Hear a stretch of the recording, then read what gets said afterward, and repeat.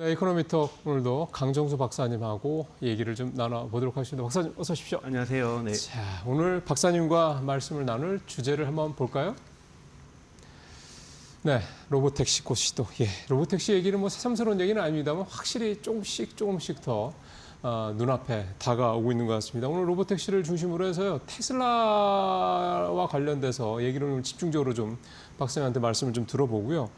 박사님, 뭐 쭉 얘기를 하기에 앞서서 머스크가 복귀를 해서 그런지 굉장히 의욕적인 모양이네요. 네네. 지금 뭐 전시 모드에 들어왔다는 표현도 쓰고 있고요. 예. 그리고 가장 중요한 때 이제 6월달에 있을 로보택시 출시라든지. 그렇죠. 그리고 뭐 전기차 부분에서도 중국이 대단히 빠른 속도로 앞서고 있지만 지금 휴머노이드 로봇 시장, 옵티머스 경쟁하는 시장에서도 중국뿐만 아니라 미국 내에서도 피규어 AI가 BMW 공장에서 20시간 연속으로 작업을 하는 이런 모습을 보여주는 등 대단히 큰 시대적 전환을 지금 맞고 있고, 이러한 부분에서 뭐 AI도 마찬가지고요. 뭐 지난주에 있었던 구글의 발표라든지 또 엔트로픽의 클로드 4.0이라든지 지금 빠른 속도로 지금 기술 시장이 재편되고 있는 과정 속에서 뭐 한쪽으로는 국제 정세적으로는 무역 전쟁이 일어나고 있지만 기술 전쟁 자체가 대단히 치열해지고 있는 상황에서 지금 때마침 CEO가 돌아와서 본격적으로 이 부분을 하나하나 챙기는 모습들 대단히 좋고, 이런 부분들을 과시하듯이 블룸버그랑 인터뷰를 한다든지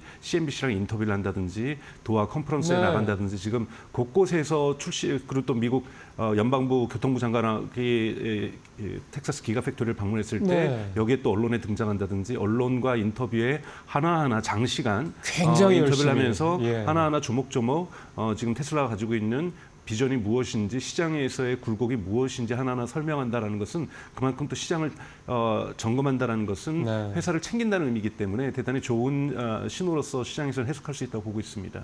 그러니 왜 잠깐 복귀하고 나서 얼마 안 됐을 때 왜 CEO 뭐 바뀌네 마네 그런 얘기 잠깐 돌았었잖아요. 이게 사실은 테슬라라는 회사 자체가 머스크 이코로 테슬라인데 머스크가 만약에 사임을 한다 그러면 옛날에 스티브 잡스가 애플에서 이렇게 밀려났던 거 똑같은 그 이상의 어떻게 보면 더 악영향이 있을 수 있는 거니 빠질 수가 있겠습니까? 로보택시 얘기를 좀 바로 들어가 보도록 하겠습니다. 제가 그 테슬라 공식 계정에 나와 있는 내용을 보니까 그렇게 설명을 하더라고요. 도시 반대편에 볼 일이 있어. 그거를 네가 가야 되는데 네가 가기에는 왔다 갔다 시간 너무 많이 소요되고 또 네가 할 일이 너무 많아. 근데 네 차가 쭉 갔다가 볼 일 딱 보고 와. 근데 오는 중에 네가 갑자기 커피가 먹고 싶어서 네가 차에다 연락해서 올 때 커피 좀 한 잔 테이크아웃 해다 주라. 그랬더니 커피도 가져와. 이상 꿈 같은 얘기입니다. 영화 같은 얘기인데. 근데 이게 그러니까 결국 로보택시라는 게 자율주행을 통해서 이제 완전히 되는 건데, 이렇게 되면 이게 더 가까워진다고 볼 수 있는 거 아닐까요? 이 부분도 사실 일론 머스크가 인터뷰 때 얘기했던 바이기도 합니다. 그러니까 즉 차량의 운행에 있어서의 경제성들 또는 효율성을 어떻게 극대화시킬 것인가, 거기에서 사람만 운송할 필요가 굳이 있겠는가. 그런 부분에서 차 안에 예를 들면 옵티머스를 태울 수도 있는 거고, 옵티머스가 예를 들자면 뭐 로보택시 입장에서 보면은 A에서 B 포인트까지는 사람을 운송하지만 B에서 C를 갈 때 빈 차로 가는 것이 아니라 여기에 소포가 있어서 소포를 달라든지 음식을 배달한다든지 이러한 부분들을 할 수 있다라는 거고, 저는 이것이 불가능한 시나리오는 아니지만 그렇다고 당장에 이루어질 것은 아니죠. 그러니까 그것은 얼마나 이 테슬라라든지 일론 머스크가 자동차의 운전의 효율성, 즉 지금 공차로 돌아다니고 있는 차들이 너무 많다라는 거고, 이 부분들을 채워내게 된다라면 훨씬 더 도로 사정도 좋아질 거고 우리가 살아가는 생활도 좋아질 거고, 차량을 운영하는 테슬라 입장에서도 한 차량이 가져올 수 있는 경제적 수익성이 대단히 증폭될 수 있는, 폭발적으로 증가할 수 있는 이런 것을 의미할 수 있기 때문에 생산성이 엄청 올라가는 거잖아요. 그리고 차량을 가지고 있다라면 제가 만약에 제가 차 소유주에서 제가 타지 않는 시간에는 이거를 사람들을 운송하는 데도 쓰고, 뭐 우버 같은 거로 쓸 수 있는 소포를 거고. 운반하는 데도 좀 쓰고, 음식을 배달하는 데도 쓴다라면 저는 제 생각에 한 6개월 내지 8개월 정도만 운행을 한다라면 차량의 원가를 뽑을 수 있을 이런 정도가 된다라면, 이것은 뭘 어떻게 하냐면 지금 에어비앤비도 제가 남는 공간을 임대하기도 하지만 에어비앤비라는 것을 사업적인 목적성으로 집을 구매해서 에어비앤비를 운영하시는 분들이 계시잖아요. 마찬가지죠. 그렇게 되면은 아예 차를 구매할 때부터 테슬라뿐만이 아니라 조합이라든지 개인이라든지가 차량을 10대 구매해서 5대 구매해서 차량 운송 사업을 할 수 있는 거거든요. 마치 임대 사업하는 것처럼. 맞죠. 부동산 임대 사업처럼. 맞습니다. 그렇게 이러한 부분에 대한 비전을 제시했다라고 저는 해석할 수 있는데요. 아직까지 그 길은 조금은 좀 남아 있고요. 왜냐하면 이런 것들도 다 규제 이슈가 그럼요. 있기 때문에 하지만 이런 부분들도 차근차근 풀어가려고 하는 거고 특히 미국 사회에서는 이러한 경쟁, 이렇게 경계, 기업의 사업 경계를 넘어서는 경쟁들이 어느 정도 허용되어 있기 때문에 네. 예를 들자면 로보택시라는 것은 로보택시가 잘 되면 잘 될수록 우버는 몰락할 수밖에 없다고 보거든요. 그렇죠. 예를 들면 이번에는 도어대시라든지 한국으로 치면 배달의 민족이라든지 쿠팡 이슬 공격을 하는 거잖아요. 맞아요. 이런 부분에서 또는 장기적으로는 UPS라든지 미국에서 화물 부르는 페덱스라든지 그렇죠. 이런 사업군에 대한 공격적인 어떠한 사업 영역을 침해할 수도 있다라는 것을 신호를 보여주고 있는 건데요.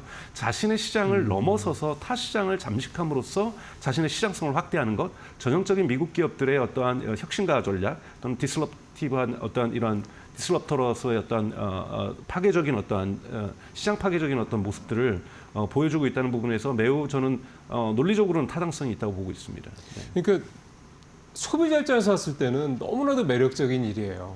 예를 들어서 뭐 1억 주고 차를 사더라도 그냥 1억이라는 금액이 절대 가치로 보면은 야 무슨 차를 1억짜리를 사니라고 하는데 그 1억짜리 차를 사가지고 지금 말씀하신 대로 그렇게 다양하게 어떻게 보면은 비즈니스를 할 수 있다고 그러면 말씀하신 대로 정말 뭐 한 1년이면 다 차값 뽑고 그다음부터는 다 수익이 되는 거니까. 네. 근데 이제 말씀하신 대로 이 부딪히는 데가 너무 많아진다라는 거단 말이죠. 네. 그러니까 사실은 일론 머스크가 도지의 수장이 된다고 했을 때, 그러니까 트럼프의 손을 잡고 그렇게 했을 때도 많은 사람들이 결국 머스크가 트럼프와 손을 잡은 가장 큰 이유는 결국 테슬라 이런 자율주행이라든가 여러 가지 규제를 많이 해줘야 되는 부분들을 자기가 그 안에 들어가서 직접 해결할 것이다라는 이런 기대감을 좀 갖고 있었던 건데요. 근데 사실은 도지에서 이제 나왔고 사실은 예산 효율이나 이런 부분에서도 대단히 그렇게 아주 드라마틱한 그런 어떤 퍼포먼스를 보여주지는 못했다는 지적도 있고. 근데 이러다 보니까 또 지금 혹시라도 트럼프와 사이가 썩 또 조금 뭐가 안 좋은 건 아닌가 이런 생각도 좀 있고 그래서 말씀하신 그런 규제들을 업종 간에 이종 간에 이렇게 넘어서는 이런 규제들을 과연 트럼프가 하나하나 풀어갈 수 있을 것이냐, 이 머스크가 이 부분에 대한 가능성 여부가 좀 궁금해지네요. 충분히 그 뭐 둘 사이만의 어떤 관계, 내재적인 어떤 관계를 외부에서 갖고 있는 정보만으로 예측하기는 되게 어렵다고 저는 생각이 들고요. 하지만 몇 가지 추론할 부분들이 있습니다. 긍정적인 부분들도 분명히 존재하죠. 도지라는 데서 이것이 성공했던 실패했던 아직까지 완전히 철수한 건 아니거든요. 일을 좀 하고 있어요? 네네. 지금으로서는 뭐 한 달에 한두 번 뭐 이렇게 얘기를 하고 있는데 원래는 1년에 150일을 일할 수 있기 때문에 그런 특수공무원직이기 때문에 그리고 도지위원장도 항상 2명을 두는 거기 때문에 그중에 한 명이 자기가 빠져나가는 형식이고 도지를 케어는 하고 있습니다. 근데 그래서 완전히 이제 벗어났다고 볼 수는 없지만 예. 사실 거리감을 둘 것이고 이번에도 CNBC랑 블룸버그랑 인터뷰에서도 사실 이제 정치인들에게 더 이상 많은 정치연금을 주고 싶지 않다. 이너프하다, 충분하다 이런 표현도 쓰고 있거든요. 이런 부분에서 어느 정도 거리감을 둘 거는 확실하고요. 두 번째 또 거리감을 주는 것이 지난주 금요일 날 이 미국 하원에서 통과됐던 이러한 뭐 감세안에 분명히 에너지 부분, 또 이 부분에 대한 안 좋은 이야기들이 담겨져 있고 저는 부정적인 내용들이 있죠. 개인적으로는 공화당이 매우 큰 실수를 하는 것이라고 보는데 이것도 테슬라한테 부정적인 영향을 줄 수밖에 없어서 그러니까요. 이것은 어떻게 일론 머스크가 있는데 이런 법안이 통과되냐 이러한 비판들도 있지만 일론 머스크 입장에서 지금 가장 중요한 것은 전기차 부분에서의 어떤 지원 부분, 이 부분은 자신이 돌파할 수가 있는 거고 가장 중요한 로보택시에서의 국가의 협력은 아직도 많이 필요합니다. 지금은 오스틴에서 시작하지만 이것을 결국은 미국의 전역으로 확대하기 위해서 뭐 올해 2025년에 3개 도시, 4개 도시 또는 5개 도시로 확장을 하더라도 본격적으로 내년부터 지금 테슬라가 기획하고 있는 건 50개 도시로 확장하는 것인데 그러니까요. 이 50개 도시에서 50개 도시마다 규제 법안이 다를 경우에 그리고 자동차가 특정 모드가 있어가지고 A라는 도시에 있다가 B라는 도시로 여행을 가면서 이동을 할 때 거기에 맞게끔 세팅을 새롭게 업그레이드를 하는데 이런 거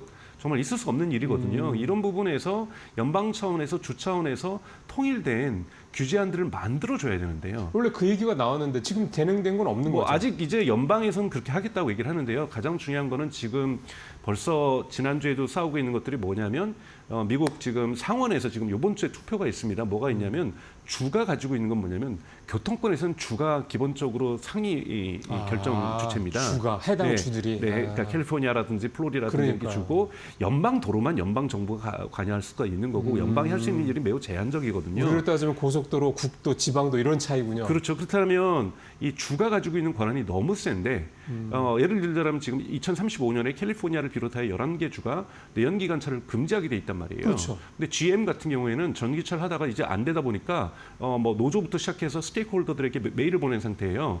이 법안을 지지를 이 주법을 막는 것을 상원이 막는 것을 우리 도와달라. 만약에 35년에 캘리포니아가 정말로 플러스 11개 주가 내연기관을 금지한다면 GM은 파국적인 결과. 네. 왜냐하면 그때까지 전기차로 갈 수 있을 거라고 생각했는데 못 가고 있는 거예요. 그러니까요. 이런 상황에서 지금 이러한 개입도 하고 있는 상황에서 주 같은 경우 벌써부터 투표도 하기 전에 우리 시간은 슈프림 커터, 우리 시간은 헌법재판소에다가 상소하겠다라고 분명하게 의지를 밝히고 있는 상황이거든요. 이런 상황에서 지금 주들이 가지고 있는 자율주행에 대한 규제 권한, 이것을 연방이 뺏어온다라는 것은 의지는 가지고 있지만 트럼프 행정부가 쉽지는 않다. 또 주 같은 경우에 예를 들면 텍사스라든지 어떠한 공화당이 지배하는 곳에서는 가능할 수도 있지만 캘리포니아든지 가장 강력한 데가 캘리포니아니까요. 여기 민주당이 지배하는 곳에서 과연 이것이 쉽게 응할 것인가. 즉 대단히 일론 머스크가 이걸 비판하는 거죠. 이 경제적인 문제를 너무 정치적으로 결정되고 있다는 부분에 대해서 과거부터도 계속 비판해 왔던데 이 부분은 쉽게 해결되지는 않을 수 있다고 보고 있습니다. 네. 그렇게 말씀을 들으니까 아까 말씀드렸던 그런 굉장히 꿈 같은 어떤 그런 게 현실화되기에는 굉장히 갈 길이 많겠다. 많죠. 한국을 생각하면 더 많죠. 그러니까요. 네. 이렇게 되면은 저는 좀 말씀 들으면 드는 생각이, 그러니까 미국은 그 머스크가 정부기관에 참여하겠다는 생각을 할 정도로 그런 규제나 이런 거에 대한 리스크가 굉장히 크다라는 거고, 자율주행차가 정말 완전히 이상적인 수준으로 가기 위해서. 근데 반면에 중국은 그런 규제가 정부 차원에서 굉장히 이렇게 좀 낮춰놨다고 그래야 되나요? 그런 부분에서는 그럼 이렇게 되면 로보택시조차도 지금도 뭐 중국의 주요 도시들이만 다닌다고 하는데 미국보다 훨씬 더 먼저 머스크가 생각하는 그런 이상적인 수준까지 도달할 수 있을 것 같다는 생각이 문득 드네요. 그러니까 중국의 그 가능성에 대해서 머스크도 되게 위험스럽게 생각하고 그러니까요. 있고, 근데 다행스럽게도 미국의 정치권에서 중국의 어떠한 경제적인 추격에 대해서 위협적으로 느끼기 시작했다라는 거예요. 과거에는 AI 부분의 성장을 막겠다고 했었는데 이미 반도체 부분에서도 뭐 엔비디아를 성큼 쫓아오고 있고, 그러니까요. 그리고 자율주행 부분에서는 사실상 미국을 앞서가고 있고, 이런 부분을 미국에 있는 정치권들도 느끼고 있다는 거고, 이번에 교통부 장관도 분명히 뭐라고 얘기를 했냐면 중국과 자율주행에서 공정한 경쟁을 하기 위해서 미국의 까다로운 규제를 단일화할 필요가 있다라고 이런 언급을 했다라는 것은 중국의 추격에 대해서 또는 중국이 앞서가는 것에 대해서 미국 정치권에서도 이것을 되게 엄중하게 느끼고 있다는 것을 표현하고 있다고 보고 있습니다. 그래서 아마 미국 같은 경우에는 중국의 이런 경쟁 압력 때문에서라도 자율주행과 관련된 정치권에서 어떤 해답이 나올 거라고 저는 기대를 하고 있습니다. 이게 일종의 이제 이 자율주행 이것도 네. 테슬라라는 특정 회사의 뭐 어떤 상품이다 이런 차원이 아니라 일종의 뭐 안보, 중국과의 경쟁에 따른 어떤 안보적인 차원? 안보도 있지만 이제 미국 경제가 예를 들면 웨이모도 마찬가지고요. 지금 GM이나 포드라든지 크라이슬러도 사실은 미국 시장만을 바라보면서 존재할 수 있는 기업은 아니거든요. 그렇죠. 중국이나 그렇죠. 유럽이나 이런 데서 수출하면서 먹고 사고 맞습니다. 있는 기업들인데 여기에서 중국 기업 자동차들의 미국 수출은 억제하고 있지만 지금 아시아라든지 유럽 같은 경우 또는 남미 같은 곳에서 중국 BYD를 비롯해서 지금 파죽지세로 치고 올라오고 있는 상황이잖아요. 여기에 자율주행 기능까지 달고 이 차들이 온다라면 미국 자동차 기업의 경쟁력이 완전히 상실된다고 볼 수가 있고요. 미국의 내수 시장만을 바라보고 미국의 빅3 자동차가 존재한다라면 원래 이게 했던 일자리도 지키지 못할 거라고 보고 있습니다. 그렇기 때문에 자국 자동차 업계의 경쟁력을 위해서도 자율주행에 대한 투자를 미국이 안 할 수 없는 상황이라고 보고 있습니다. 사실 그 부분인데 저도 그래서 드릴 질문이, 아까 감세한 잠깐 말씀을 하셨는데 어쨌든 테슬라한테는 부정적인 내용들이 담겨 있고요. 또 하나 지금 기사가 나온 걸 보면 유럽에서 BYD가 테슬라를 판매량에서 추월을 했다. 물론 뭐 이게 처음이라고 하는데 뭐 대수 차이가 몇 대 나고 뭐 그런 건 아니긴 합니다만, 테슬라가 좀 자꾸 전기차 판매에서 자꾸 이렇게 좀 밀리는 듯한 모습들이 좀 나타나고 있다. 그다음에 반대로 중국은 계속 올라가고 있다. 이렇게 봤을 때 이렇게 된다 그러면 본연의, 물론 뭐 테슬라라는 회사를 이제 전기차 만들어서 이렇게 시장에서 보지는 않긴 합니다만, 그렇게만 딱 보지는 않습니다만, 그래도 전기차 판매가 캐시플로우 역할을 굉장히 하고 있는 건 중요한 거니까. 이건 자꾸 밀리는 듯한 느낌이 들어서요. 네, 밀리고 있습니다. 밀리고 그러니까요. 있는 건 분명하고 벌써 2024년 1월에 일론 머스크가 그 당시에 그 2023년 4분기 컨퍼런스 콜에서 그런 얘기를 하거든요. 정부가 도와주지 않는다면 사실은 전 세계에 있는 자동차 OEM 기업들, 자동차 기업들은 중국 기업에 의해서 이로우드라는 단어를 썼어요. 몰락할 것이다. 그렇게까지. 네, 몰락할 것이라고 중국 자동차의 경쟁력을 대단히 높게 받고 이러면서 테슬라가 전략 수정을 하게 되죠. 전략 네. 수정을 하면서 자율주행과 옵티머스에 더욱더 박차를 가하는 것이고 한편으로는 중저가 차량을 준비하고 있고 지금 사실은 6월에 공급이 되어야 돼요. 원래 그 얘기 있었잖아요. 그렇죠. 근데 거기에도 예를 들면 LFP 배터리를 쓰려고 했죠. 중저가 전기차인데 여기에 LFP 배터리를 안 쓰고 3원계 배터리를 쓴다라는 거는 가격 상승이 발생할 수밖에 없는 부분이잖아요. 배터리가 뭐 한 40% 한다면서. 그렇죠. 근데 LFP 배터리에 대해서 지금 중국의 CATL이라든지 이런 LFP 배터리가 미국으로 수출할 때 추가적으로 30%의 관세가 있습니다. 그렇죠. 그리고 지금 뭐 미국에 따로 중국에 매기는 뭐 관세가 있으니까 더블 되면은 이거는 수입할 수 없는 가격이에요. 그래서 일론 테슬라에서도 그런 메시지를 보냈거든요. 지금 미중 갈등이 해결되지 않는다라면 미국에서 심지어는 자동차를 생산하는 데서도 차질이 발생할 수밖에 없다라는 거죠. 히토류 금지는 지금 수출 금지가 풀렸지만 히토류 금지가 계속 유지됐으면 옵티머스도 생산이 불가능합니다. 여러분 옵티머스 생산에는 LFP 같은 게 아니라 모터에 들어가는 히토류가 존재하거든요. 디스프로션 같은 액추에이터라고 하는 수만 개의 액추에이터가 옵티머스에 들어가는데 여기에 히토류가 없으면 옵티머스 생산도 차질을 빚을 수밖에 없는 거거든요. 미중 갈등은 테슬라에겐 좋지 않습니다, 대단히.